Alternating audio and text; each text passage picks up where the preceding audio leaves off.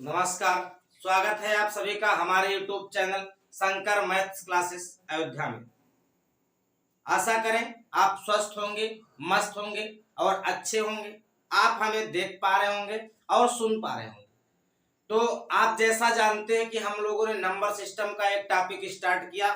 ये देखते हुए मुझे बहुत खुशी मिल रही है कि आप मेरे साथ कंटिन्यू जुड़े हुए हैं। आप इसी तरह जुड़े रहें। मैं आपको कोशिश करूंगा कि मैक्सिमम चीजें आपके साथ मैं कवर कर पाऊं और प्रत्येक दिन आपको क्लास मिलनी चाहिए। मेरा ये पूरा प्रयास रहेगा जहां तक संभव हो सकती मैं आपको प्रॉपर क्लास देने का प्रयास करूंगा और पूरा कांटेक्ट पढ़ाने का प्रयास करूंगा। कुछ छोड़ करके काम नहीं किया जाएगा। मेरी ये कोशिश रहेगी आप भरोसा जताएं। अगर आप भरोसा जताएंगे मैं आपके भरोसे पे खरे उतरूंगा।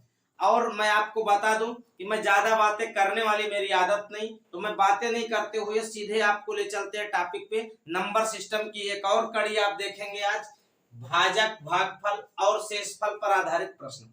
इस तरह के सवाल भी बनते हैं, तो मैं उस पर थोड़ी बातें बता दूं और आगे की तरफ ले चलूं। क्या आप मुझे सुन पा रहे हैं? चलो मैं चल रहा हूं आपकी तरफ और आप भी साथ साथ चले मेरे। मैं जैसे आपको बताता चलूं, आप उतना काम रोज करते रहेंगे तो ये जान लो कि आप बहुत अच्छा अपने जीवन में करोगे।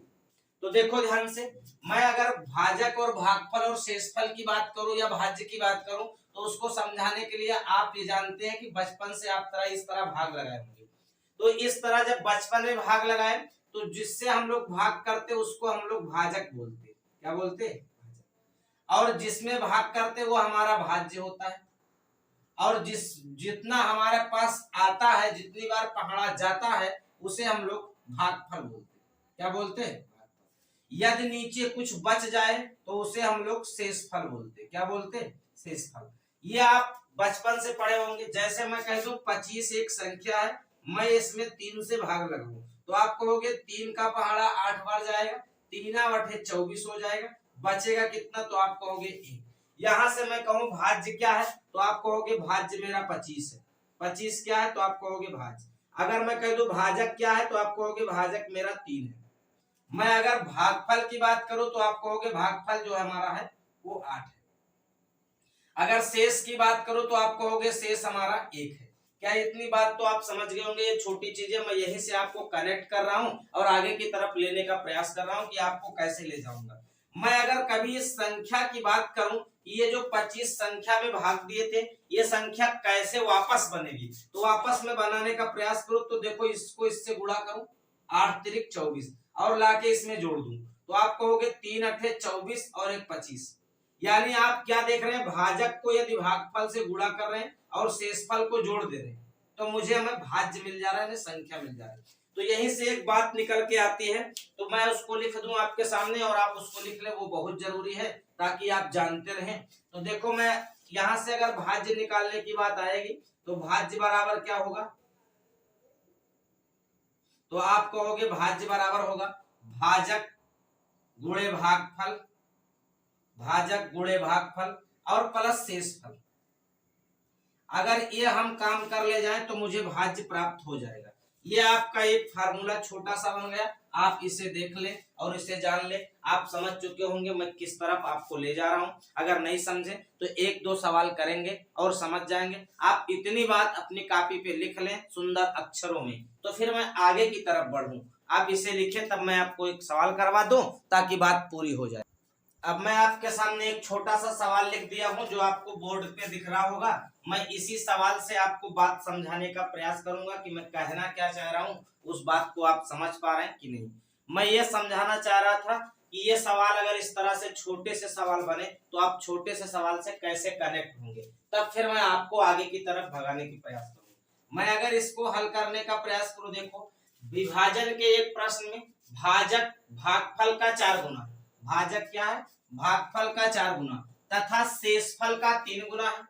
यदि शेषफल 4 है तो भाज्य ज्ञात कीजिए। तो आप कहोगे इस तरह लिखने के बाद यही भाज्य होगा, यह हमारा भाजक होगा, इधर वाला जो होगा ये भागफल होगा और नीचे जो बचेगा वो क्या होगा? तो आप कहोगे वो शेषफल होगा। अब जो पता है उसको लिख लो। तो आप कहोगे देखो लिखा है शेषफल 4 है। क्या है? तो आप कहोगे शेषफल मुझे दे रखा 4 है। अब कह रहा है कि जो भाजक है वो शेषफल का 3 गुना है, यानी भाजक जो है इसका 3 गुना है, इसका 3 गुना, 4 का 3 गुना क्या होगा, तो आप कहोगे इसका 12। अब ये देखो लिखा है भाजक भागफल का 4 गुना है, यानी भागफल जो है वो कितना है जिसका 4 गुना भाजक है, तो आप कहोगे ये 3 होगा, तब तो इसका 4 गुना भाजक होगा, 3 का 4 गुना भाजक। अब देखो आपकी बात यहां से फिट बैठ रही होगी, भाजक जो है वो भागफल का 4 गुना है, तो भागफल 3 है, उसका 4 गुना भाजक हो गया। शेषफल का कह रहा है 3 गुना है, तो शेषफल देखो 4 है, इसका 3 गुना भी है। यदि शेषफल 4 है तो शेषफल 4 है। अब कह रहा है भाज्य बताओ, तो भाज्य बराबर क्या होगा, तो आप कहोगे भाजक गुणे भागफल, भाज्य बराबर भाजक गुणे भागफल प्लस शेषफल। तो मैं इन दोनों को गुणा कर दूं इधर से, देखो तो 12 गुणे 3 और प्लस शेषफल मतलब 4, तो 12 3 36 प्लस में 4, तो उत्तर क्या आया, तो आप कहोगे भाज्य आया हमारा 40। कितना आया, तो आप कहोगे भाज्य आया 40।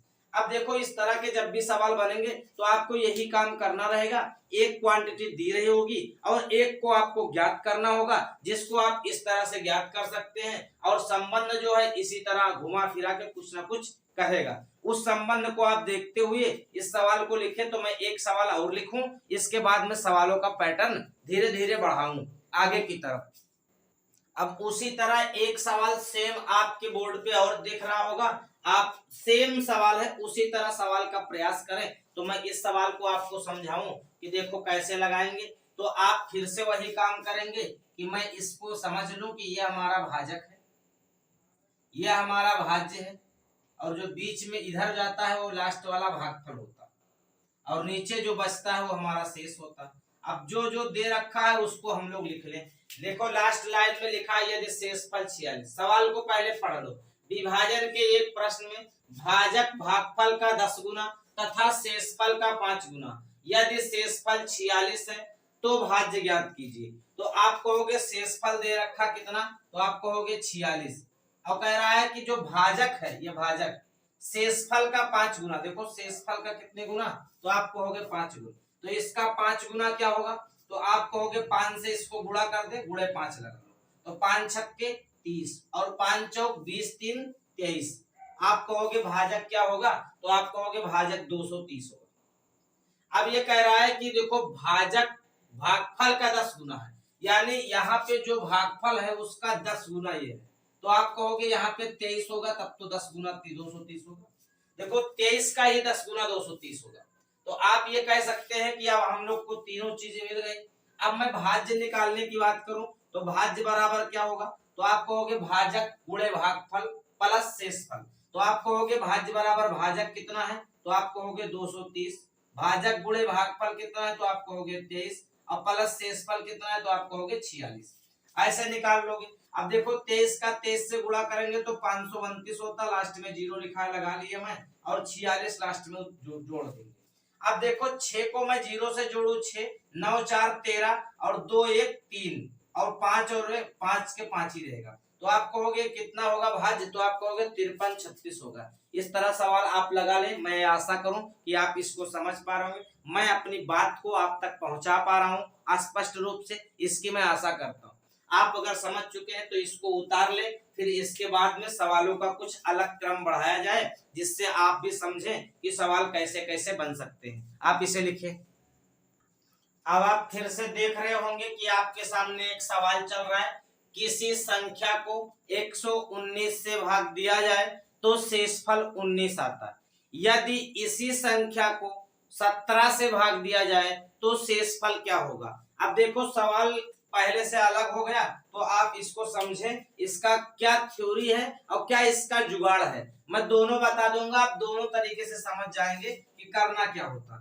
मैं अगर ऐसे कहूं कोई संख्या है, मैं यहाँ कोई संख्या लिख दूं, उस संख्या को कह रहा है 119 से भाग दिया गया, तो मैं 119 से भाग दिया, तो शेषफल कितना आया, तो आप कहोगे शेषफल 19 आया। यही सवाल का मतलब। अब ये कितनी बार यहाँ पे गया इसको नहीं पता, तो आप कहोगे मैं कह दूं के बार गया होगा, कोई एक गिनती मान लो कि उतने बार पहाड़ा गया होगा। अरे भाई अगर 119 का पहाड़ा पढ़ोगे तो कुछ बार तो पहाड़ा जाएगा, तब तो 19 बचेगा।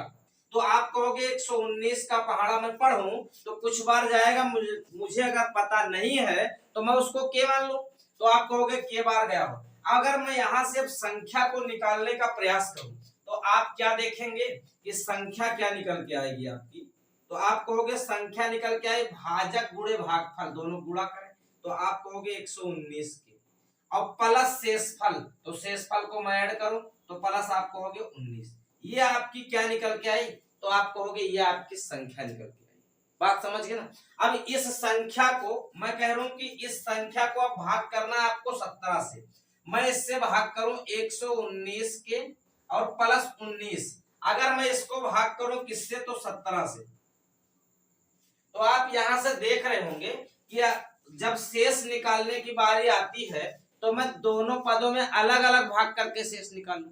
जैसे मैं इधर आपको समझाऊं कि 35 लिखा है और प्लस 47 लिखा है, इसको 3 से भाग देने पर शेष क्या होगा, तो आप कहोगे 3 से मैं इसमें भाग लगा लूं, तो 3 से इसमें भाग लगाया तो आप कहोगे 3 एक्कन 3 और 3 एक्कन 3 यानी 11 3 33, शेष कितना बचा, तो आप कहोगे 2 बचेगा। अगर मैं इसमें 3 से भाग लगाऊं तो आप कहोगे इसमें 3 से भाग लगाओगे तो 16 3 48 होता है, यानी 15 या 45, इधर भी शेष क्या बचेगा, तो आप कहोगे शेष 2 बचेगा। यानी दोनों को मैं जोड़ दूं तो आप कहोगे 2 प्लस 2 को मैं 3 से भाग लगाऊं तो 2 और 2 4 होगा, उसको 3 से भाग लगाओ शेष कितना आएगा, तो आप कहोगे शेष आएगा 1।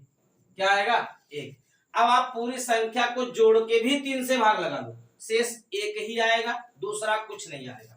तो आप कैसे देखो ध्यान से, मैं जोड़ के भी दिखा दूं तो आप कहोगे 7 5 12, 4 3 7 और 1 8। अब मैं इसको 3 से भाग करूं तो देखो 81 कट जाएगा, शेष कितना आएगा, तो आप कहोगे 1 आएगा। तो ऐसे संख्या अगर अलग अलग जोड़ में लिखी है मैं उनको अलग अलग भाग करके भी शेषफल निकाल सकता हूं। इस बात को मैं समझाने का प्रयास कर रहा था। मैं इधर वाला पार्ट मिटा दूं, इसकी कोई जरूरत नहीं है। तो अब देखो ध्यान से, मैं इसमें अलग अलग भाग लगाऊं तो 17 से अगर भाग लगाओ तो देखो ये वाला पद तो कट जा रहा है, यानी इधर तो हमें शेष कितना मिलेगा 0। अब इसमें भाग लगाऊं तो आप कहोगे शेष मिलेगा 2। 17 1 17 2 19। तो आप अगर जोड़ने का प्रयास करो 2 में 0 तो क्या आएगा 2 और बटे में 17, तो शेष क्या होगा, अगर 2 बटे 17 आया तो शेष आपका 2 होगा। क्या आएगा 2। अगर नीचे नहीं दिख रहा है तो मैं मिटा के फिर से लिख दूं, मैं आशा करूं कि ये नीचे नहीं दिख रहा होगा, मैं मिटाल के ऊपर लिख दे रहा हूं। तो आप कहोगे जोड़ लिया तो 0 में 2 जोड़े तो 2 आया बटे में 17। अब 17 से भाग करोगे तो आप कहोगे ऊपर वाला शेष बच जाएगा। जब कभी भी ऐसी कंडीशन बन जाए कि ऊपर वाला छोटा हो और नीचे वाले से भाग किया जाए तो शेषफल सदैव ऊपर वाला होता है। तो आप जैसे x बाई y के रूप में कोई संख्या लिखी है और कहा x लेस देन है y से, तो आप कहोगे शेष सदैव x होगा। शेष क्या होगा, तो आप कहोगे x। तो देखो 2 छोटा 17 से, तो शेष क्या होगा, तो आप कहोगे शेष आया 2। बात आई समझ में। तो अगर समझ चुके हो, मैं इसका तरीका बता दूं कि ये कैसे करेंगे आप तो आसानी से कर ले जाएं। जब कभी भी ऐसी कंडीशन आ जाए कि पहले बार जिससे भाग किए हो यानी पहला भाजक दूसरे भाजक से पूरी तरह विभाज्य हो, तो उस कंडीशन में शेष ज्ञात करने के लिए जो शेषफल आता है उसमें दूसरे भाजक से भाग कर दे। देखो शेषफल 19 आया था, दूसरा भाजक हमारा 17 है, मैं भाग किया, एक बार गया तो शेष कितना आया, तो आप कहोगे शेष 2 आया। ये मैं क्यों ऐसा कर रहा हूं, इस बात को मैं इधर आपको समझा पाया हूं, आप इसको समझ रहे हो, तो मैं इसीलिए इसको कर रहा हूं। आप इस बात को समझ चुके होंगे। अगले सवाल में मैं दूसरे तरीके से मैं लगाऊंगा, आप उसको समझने का प्रयास कीजिएगा। बात आई समझ में, इसको उतार लें जल्दी से। अब आपके सामने दूसरा सवाल सेम तरीके से लिखा हुआ है, मैं इसको आपको समझाने का प्रयास करूं तो आप इसे समझिएगा। क्या आपको दिख रहा है और सुनाई भी दे रहा है, मेरी आवाज सुन पा रहे हैं, मुझे देख पा रहे हैं, तो मैं आगे की तरफ चलता हूं। आपसे ज्यादा हंसी मजाक नहीं पसंद है मुझे, मैं सीधे आपको टॉपिक पे पढ़ा रहा हूं, जान रहे ना। चलो अब आप देखें 52, किसी संख्या को 52 से भाग दिया जाए तो शेष 45 आएगा। यदि इसी संख्या को 13 से भाग दिया जाए तो शेष क्या होगा। तो देखो ध्यान से, जो पहला भाजक है 52, मैं गोला कर दो इसको, पहला भाजक क्या है, तो आप कहोगे पहली बार 52 से भाग दिया गया तो पहला भाजक 52। दूसरा भाजक 13, दूसरे भाजक से पहला पूरी तरह कट जा रहा है, देखो पहले इसको चेक कर लो, तो आप कहोगे 13 चौको 52 कट जा रहा है। अगर जब अभी कैसी ऐसी कंडीशन बने तो शेष जो आता है उसी में दूसरे भाजक से भाग देते, मैं 45 में ही भाग दूं 13 से, तो आप कहोगे 13 तिया 39, तो शेष क्या आएगा, तो आप कहोगे शेष आएगा 6। यही इस सवाल का उत्तर है। आप ऐसे भी लगा सकते और पिछले वाले तरीके से भी आप समझ चुके होंगे मैं ऐसा काम कर क्यों रहा हूं। कर इसलिए रहा हूं जो आपको पिछली बात इधर बताई गई थी उसको आप समझे होंगे, तो ये समझ गए होंगे कि मैं ऐसा क्यों कर रहा हूं। ऐसे सवालों में दूसरे भाजक से शेषफल में भाग करके शेष ज्ञात करते हैं। बात आई समझ में? तो आप इसको समझ चुके होंगे। मैं इसकी दूसरी बात लिखा दूं, जब कभी भी ऐसा कहा जाए इसी तरह सवाल होगा और आपसे कहा जाएगा संख्या का 2 गुना कर दिया जाए, संख्या का 3 गुना कर दिया जाए, या संख्या का वर्ग कर दिया जाए, या संख्या का घन कर दिया जाए, तो उस कंडीशन में शेष को ही हम लोग वर्ग करते और शेष का ही घन करते, उसी का दुगुना करते, उसी का तिगुना करते, पूरी संख्या से कोई मतलब नहीं होती। आप इसको जान ले। मैं एक सवाल यहाँ बोर्ड पे लिख दे रहा हूँ, आप उस सवाल को उतारेंगे तब आप देख रहे होंगे एक सवाल लिखा है, किसी संख्या को 5 से भाग देने पर शेषफल 3 आता है, यदि इसी संख्या के वर्ग को 5 से भाग दिया जाए तो शेष क्या आएगा। तो मैंने आपको कहा यदि वर्ग करने को कहे, घन करने को कहे, दोगुना करने को कहे, तिगुना करने को कहे, तो हम लोग शेष का ही वर्ग घन करके दूसरे भाजक से भाग देते हैं। तो अगर मैं इसी का वर्ग करूं, ऐसा क्यों कर रहा हूं, मैं पिछली बात पे बता चुका हूं कि पूरी संख्या को करोगे भी तो वो शेष पद कट जाएंगे, खाली यही पद बचेगा। तो आप कहोगे 3 का हम वर्ग करेंगे और अब हम लोग दूसरे भाजक 5 से भाग करेंगे, तो 3 का वर्ग 9 होगा, 5 से भाग करोगे तो शेष क्या आएगा, तो आप कहोगे शेष आएगा 4। क्या आएगा, शेष आएगा 4। तो इसी सवाल का उत्तर यही है। तो आप इसको जानते रहिए और इसको लगा लीजिए। इस तरह के सवाल मैं फिर से बता दूं, दोगुना तिगुना वर्ग घन करने को कहा जाए तो शेष का करेंगे और दूसरे भाजक से भाग देके शेष ज्ञात करेंगे। अगर इसी सवाल में मैं एक बात और कह दूं, किसी संख्या को, मैं इसको आप लिखें तब मैं दूसरा सवाल कहूं तो ज्यादा बेहतर होगा, इसको लिखूं। अब देखो इसको आप लिख चुके होंगे, मैं दूसरी बात लिख दूं कि यन अगर कह दिया जाए, जैसे एक सवाल की कोई संख्या यन है, इसको 6 से भाग किया गया, देखो मैं सवाल लिख नहीं रहा हूं, बोल रहा हूं, कोई संख्या यन है 6 से भाग किया गया तो शेषफल क्या आया, तो आप कह दो शेषफल 4 आया। ये ऐसा स्टेटमेंट दे रखा। किसी संख्या यन को 6 से भाग देने पर शेषफल 4 आता है, तो आपसे पूछा है 2n को 6 से भाग देने पर शेष क्या होगा, यानी 2n को 6 से भाग देने पर शेष क्या होगा। तो आप देख रहे होंगे 2n को किससे भाग दिया रहा है, 6 से। अब पूछ रहा है शेष क्या होगा। पहली बार 6 से भाग दिया n को, दोबारा 2n को 6 से भाग देने पर, यानी आप देख रहे होंगे संख्या का दोगुना हुआ, और संख्या का दोगुना हुआ तो मुझे संख्या से नहीं मतलब है, हम किसका करेंगे, शेष का दोगुना करेंगे। तो आप कहोगे 4 का दोगुना कितना होगा, 8। अब हम लोग 6 से भाग कराएंगे तो शेष कितना मिलेगा, तो आप कहोगे शेष मिलेगा 2। क्या आप इस बात को समझ चुके हैं। इस तरह सवाल मिलेगा तो आप लगा लेंगे। अगर इस तरह सवाल लगा लें तो मैं आगे की तरफ बढ़ूं। अगर एक आध दो बात और आपको बता दूं, इसके बाद बात खत्म हो जाएगी।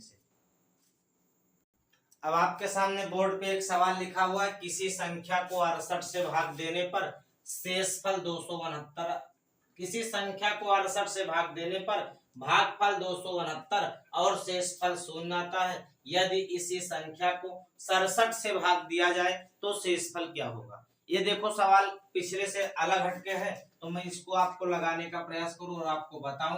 तो कोई यहाँ पे संख्या है, उस संख्या को मैं 68 से जब भाग दिया तो भागफल हमारा 269 आया और शेषफल आया 0। तो आप कहो संख्या ज्ञात करने के लिए तो मैं भाजक गुणे भागफल कर लूं, इन दोनों का गुणा कर लो, तो आप कहोगे 68 गुणे 269 और प्लस शेषफल, तो शेषफल 0 है। यह आपकी संख्या आ गई।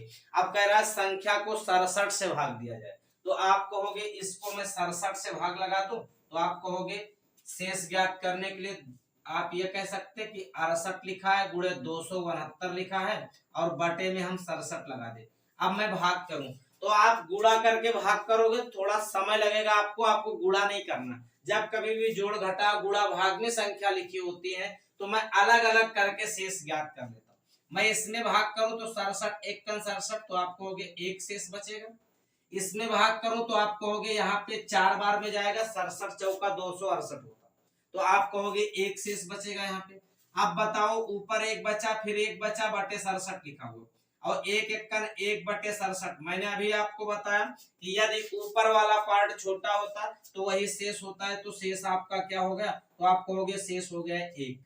क्या इस बात को समझ जा रहा है? आप गुणा मत करना, गुणा करने में बाझोगे तो आपको परेशानी होगी, दुख होगा, कष्ट होगा, पीड़ा होगा। आप इस बात को समझिए, आप उसमें बिल्कुल मत बाजिए, और आप इसको आगे की तरफ चलेंगे क्लास। इसी के साथ मैं कल आपको रिमाइंडर थ्योरम यानी शेषफल प्रमेय के बारे में पढ़ाऊंगा। आज के लिए इतनी क्लास हुई, आप इसको पढ़ें और आनंद लें, मौज में रहें, मस्त रहें, अच्छे रहें, स्वस्थ रहें। आज के लिए इतना काफी। गुड नाइट, शुभ संध्या, धन्यवाद।